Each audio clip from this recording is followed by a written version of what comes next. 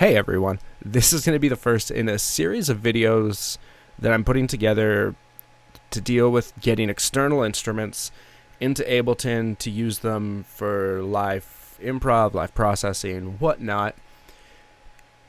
So I went to Ableton because I used to use a pedal board and I got tired of the pedal board, and now I just take with me a laptop and I have some pre-built pedal racks that I'll do in here. There's some major advantages I'll talk to about on the way as we go.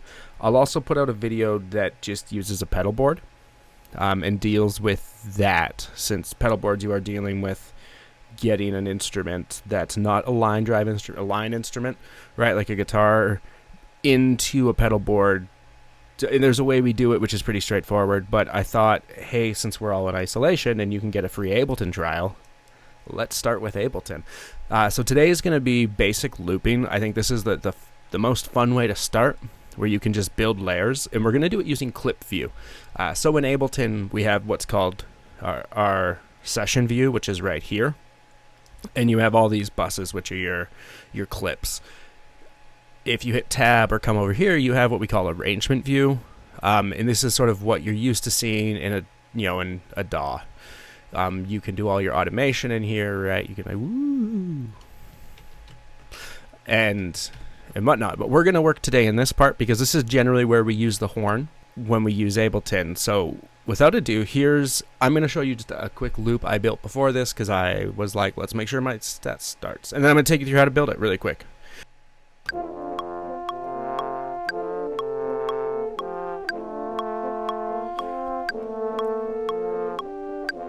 Right, and then, if we wanted to, we could play on top of it and build the loop a bit more.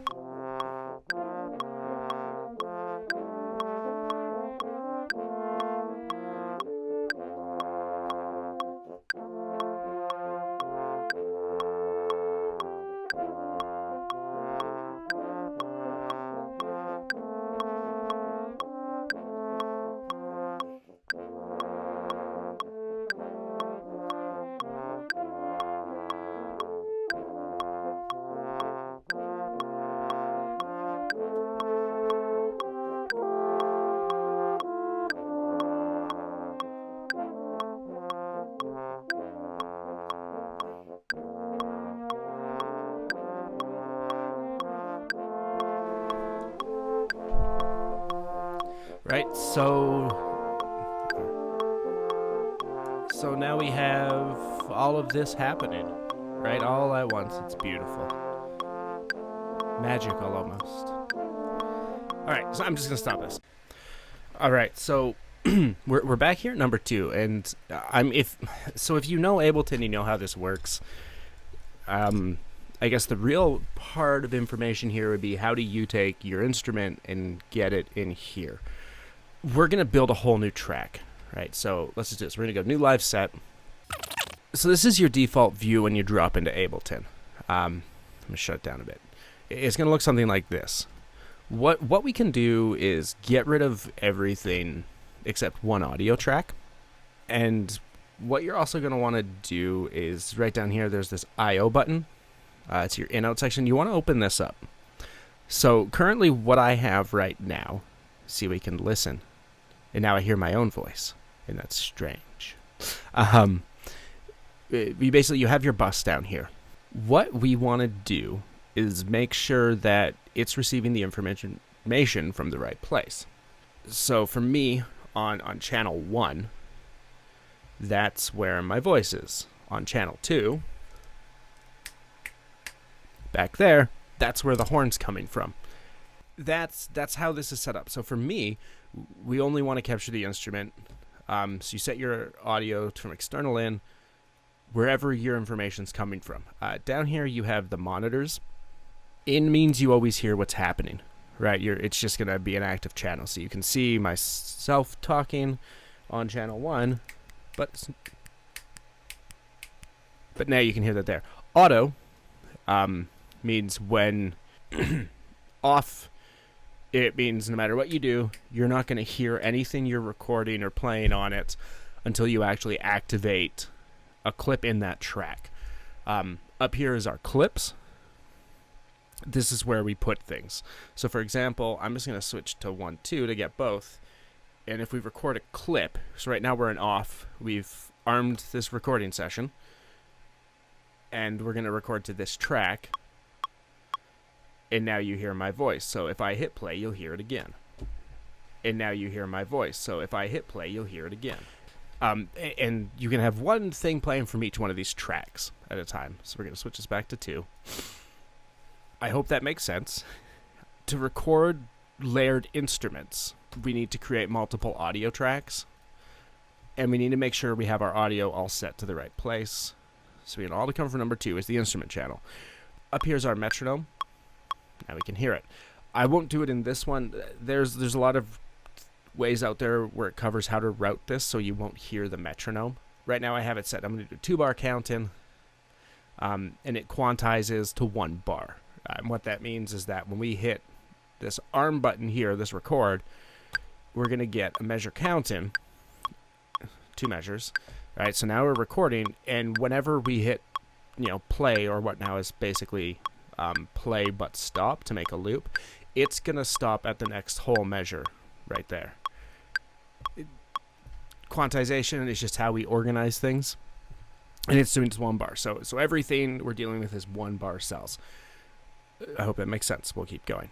So now we have to talk about just getting the audio in. So for me and my setup, this isn't what I usually do. I have this set up this way so I can be recording in OBS and you can be here in Ableton.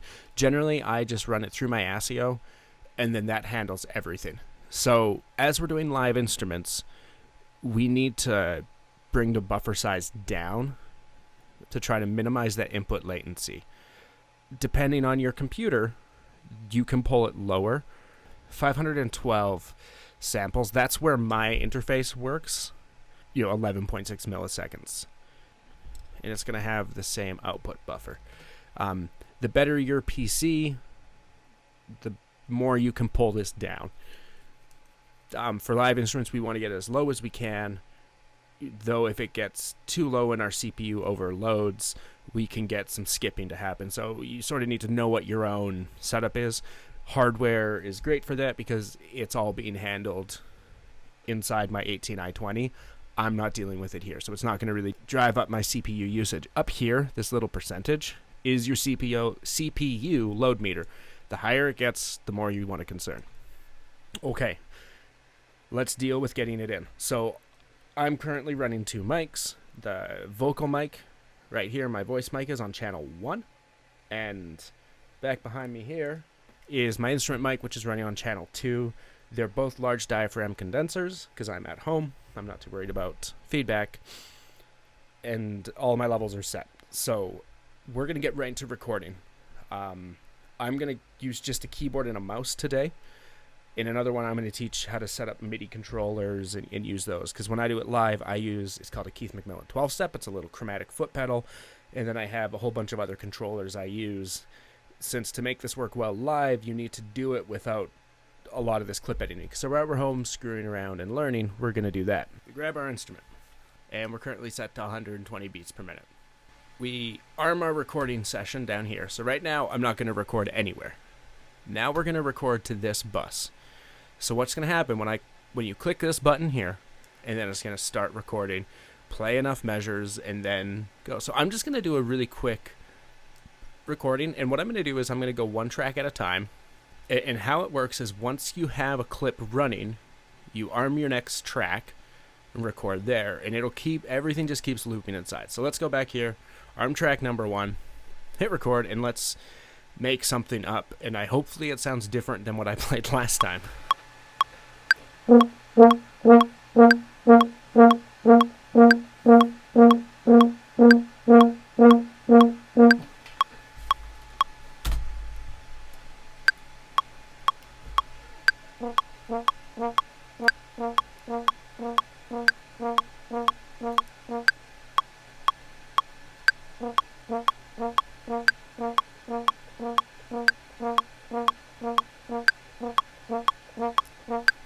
Alright, so we got our track 1 going. And what you saw me do was grabbing this top slider I changed to where the loop ends because, right, I got a measure lead and a measure out, so I cleaned that up. Here we go. So we arm our second track, and we got to think up a new idea. So we got offbeats. What do we want to do? Alright.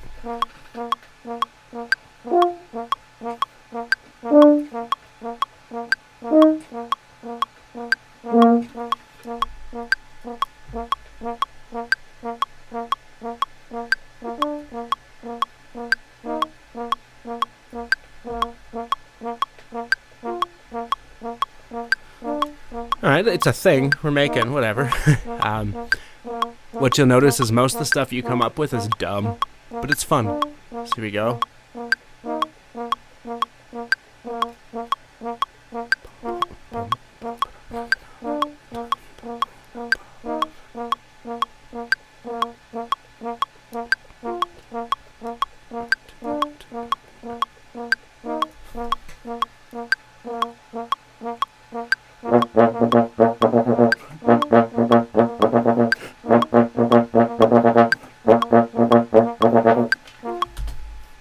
Oops.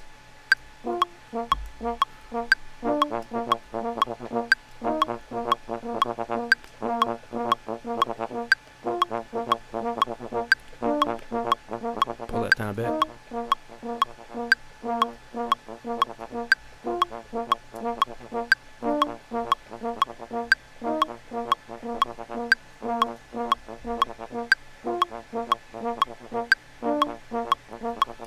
And then we can do something on top of it.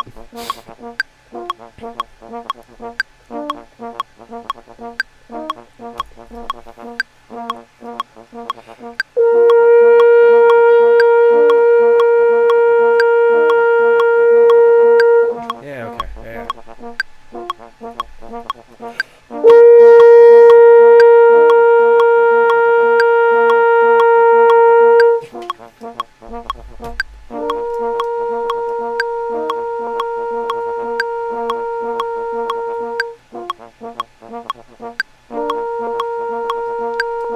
Actually, I'm going to give it a measure lead. And let's go another audio track.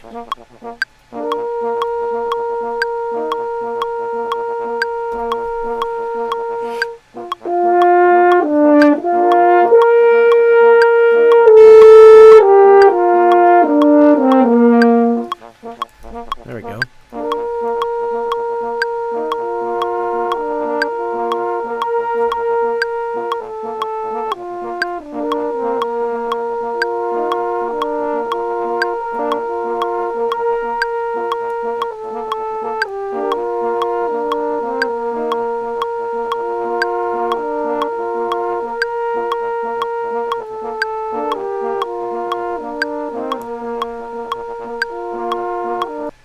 Alright, so that's the thing. When you get started, one thing that's great to do is to just build like a 4-part layer on a rhythm.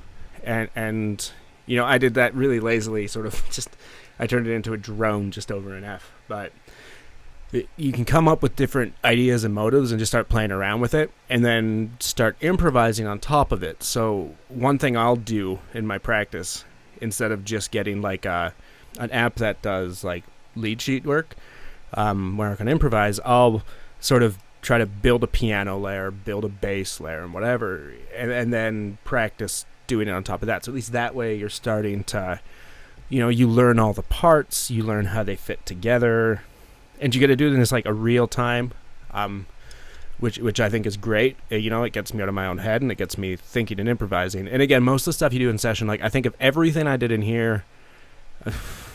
The only thing I liked was track 3, that which is pretty like tropey. But so this just served as a basic. We got in, we're looping and making sounds. The next one we're gonna talk a little bit about using pedals and sort of creating guitar effects.